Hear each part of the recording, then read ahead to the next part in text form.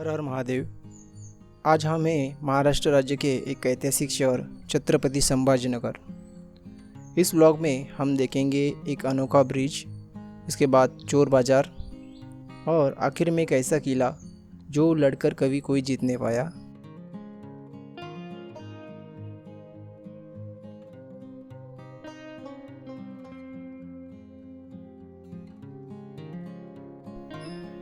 दोस्तों, अभी हम जिस ब्रिज के ऊपर से जा रहे हैं ठीक इसके नीचे हम आते हैं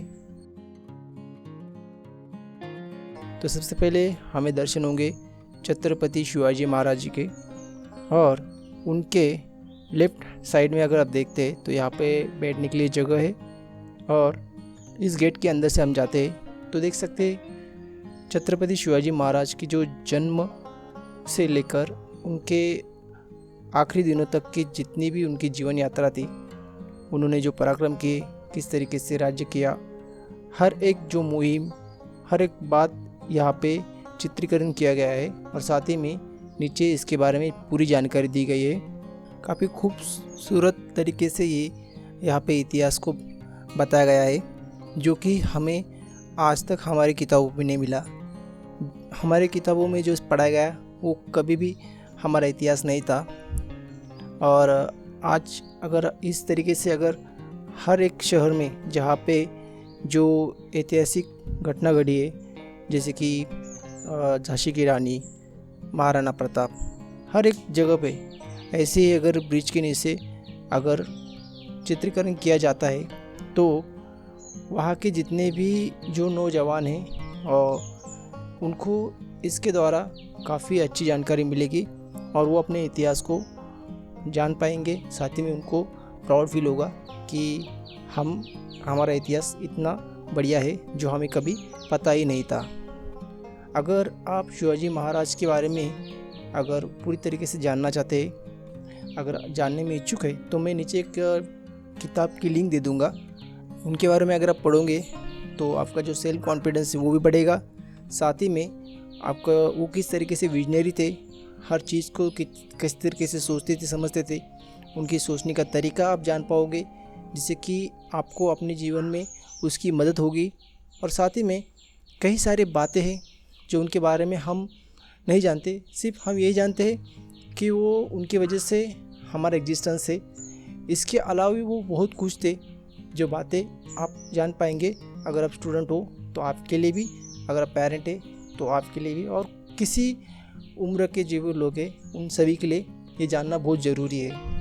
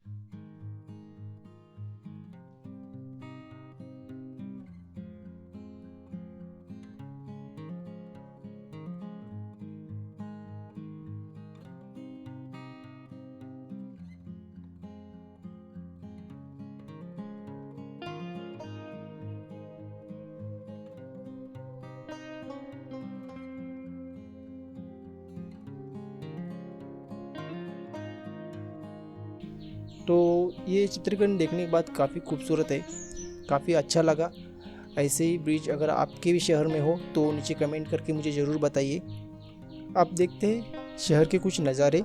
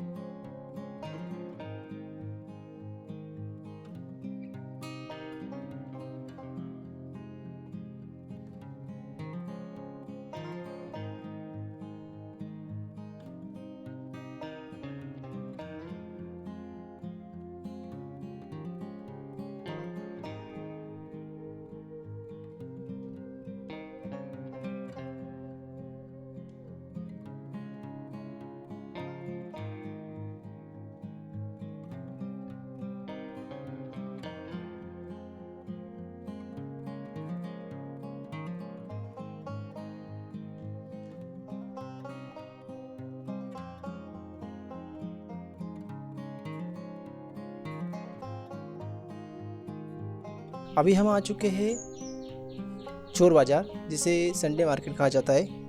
यहाँ पे हम देखेंगे क्या क्या मिलता है। जैसे हम आगे बढ़ते जाएंगे वैसे हमें पता चलेगा कि यहाँ पे क्या क्या चीज़ें मिलती है।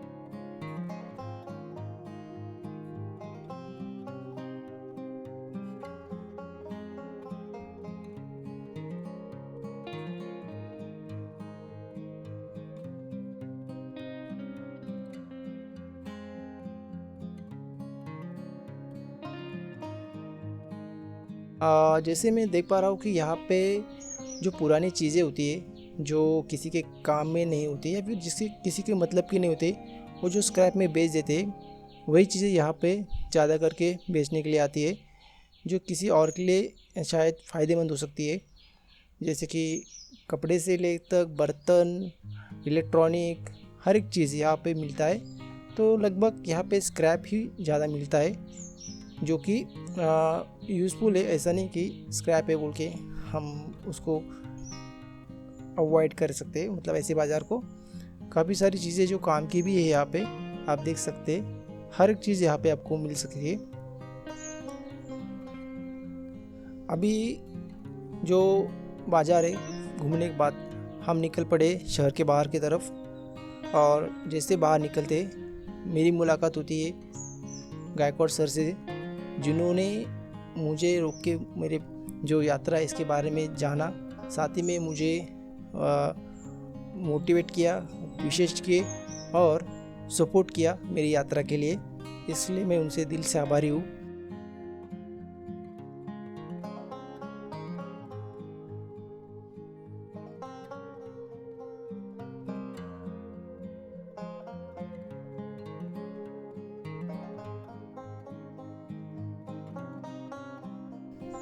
जैसे हम आगे बढ़ते हैं, एक रास्ते के मेरे साइड में मुझे एक मंदिर दिखाई देता है। वो मंदिर काफ़ी आकर्षित था, तो मैं रुक गया देखने के लिए। और जैसे मैं अंदर जाता हूँ तो वो शिव पार्वती का मंदिर था, और दर्शन लेकर मैं बाहर आता हूँ तो मेरी मुलाकात होती है जादू सर से, जो मुझे खाना खिलाते हैं, साथ ही में मुझे बेस्ट विशेष करते हैं, स्नैक देते हैं कल के लिए, और इसी के साथ मुझे सपोर्ट भी करते हैं। आभार मानता हूँ उनकी जो मदद के लिए। उसके बाद हम आगे बढ़ते तो देखते यहाँ पे एक धर्मशाला थी, तो मैंने यही रुकने का आज निर्णय ले लिया। जो व्यवस्थापक है उनसे परमिशन ले लिए और उनने हाँ कर दी, अनुमति दी।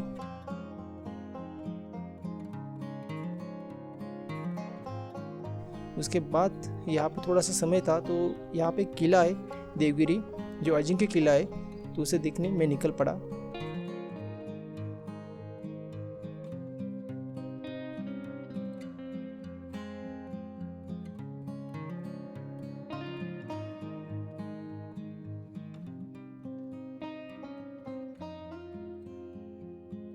किले के जब गेट के पास आने के बाद, अंदर आने के बाद यहाँ पे कुछ तोपें दिखाई गई।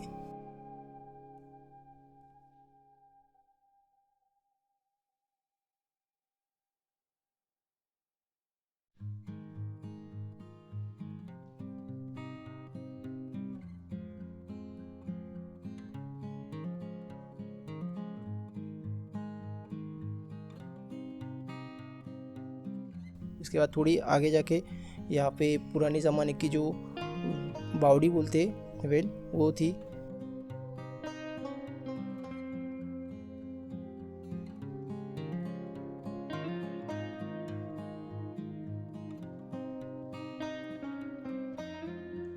उससे थोड़े आगे जाते ये दिखता है हाथी हाउ, मतलब यहाँ पे हाथी को पानी पिलाने के लिए जगह थी।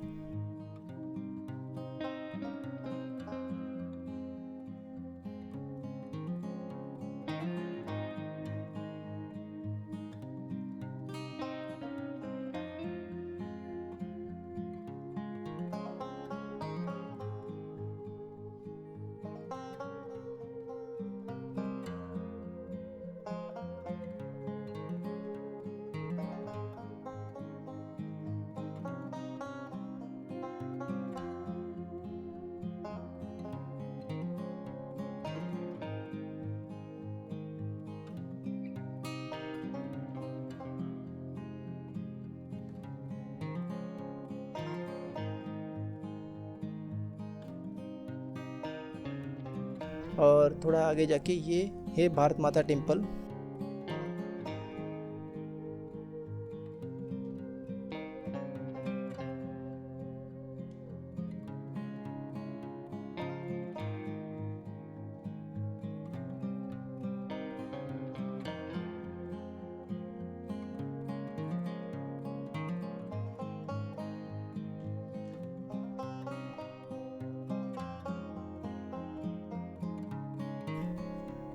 उसके बाद जब बाहर निकलते ही भी फिर दोबारा हमें कुछ तोपें दिखते हैं जो पंच धातु की थी, वो भी यहाँ पे आप देख सकते हैं।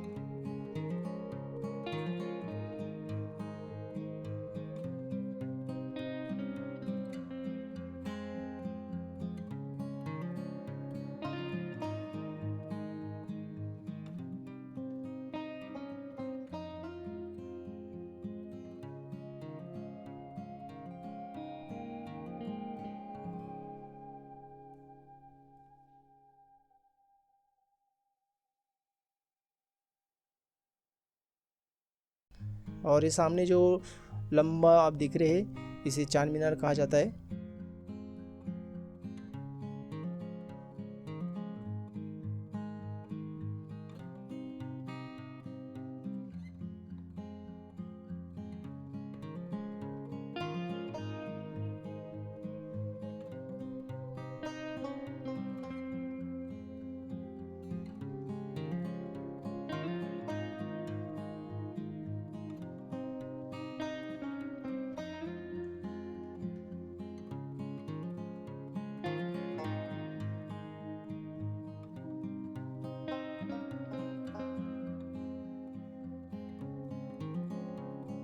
और यहाँ से ऊपर जाते ही हम देख सकते हैं ये मेंढी तोप है, काफ़ी लंबी है और इसे नीचे से ऑपरेट किया जाता था और शत्रु जिस तरफ से आ रहा है उस तरफ से अटैक किया जाता था।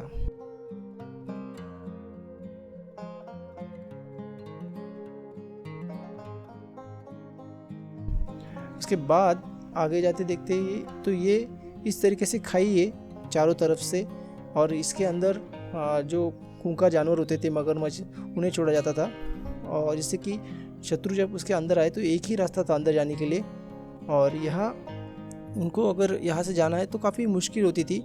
और यहाँ जाने के बाद अंदर से देखते कि ये जो गुफा है इसके अंदर जाते कई सारे जगह से उनके ऊपर अटैक किया जाता था। इसी वजह से ये किला जितना नामुमकिन था। ये जितना मतलब क्या हुआ कि यहाँ का एक मंत्री था जो काफ़ी लालची था, बाहरी आक्रांता है जो विशेष धर्म के, वो उसे मिल गया और जो धान्य का जो भंडार होता है वो सप्लाई उसने रोक दिया। इस वजह से यहाँ के जो किलेदार था उसको मजबूरन होके सरेंडर होना पड़ा। और ये किला जो था यादवकालीन था, लगभग 120 साल तक स्वराज्य के छत्रपति शिवाजी महाराज के अंदर था। उसके बाद में वो विशेष धर्म के लोगों ने यहाँ पे लूटमार की, जितने भी मंदिर थे, सोना चांदी हीरे मोती, वो लूटने के बाद और जो किसान थे या मूल निवासी उनसे अनाज लेके यहाँ पे पूरा लूट का माल यहाँ पे रखा जाता था। इसलिए इसे दौलताबाद नाम से भी जाना जाने लगा। दौलत तो मतलब जो दौलत होती है, और उसके बाद में जो चीज़ें होती है उसे ये लोग ऐसे नाम देते हैं।